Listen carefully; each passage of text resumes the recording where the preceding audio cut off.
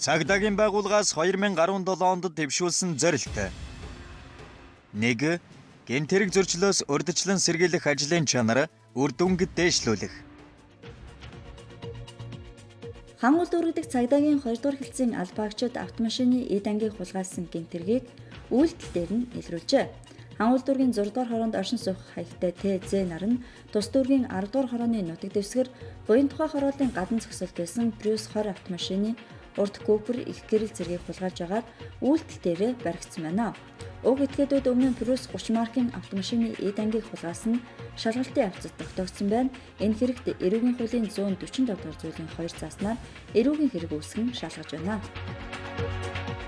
Нэстэ цуг яваа. Тэгээд мөнгөний хэрэг асуудал гараад тэгээд хүний машины капот тэрийг авсан. Тэгэл тийм өмнө бас гэтээ тэрийг юу зараагүйсэн байлгачсан. Өөртөө байлгачсан. Тэгээд хоёр дахь тэрэ баригдал. Өмнөхөө юурээс юу яав гэсэн. Заричгээ зараагүйсэн. Бодсон зараагүй юусэн байлгачсан.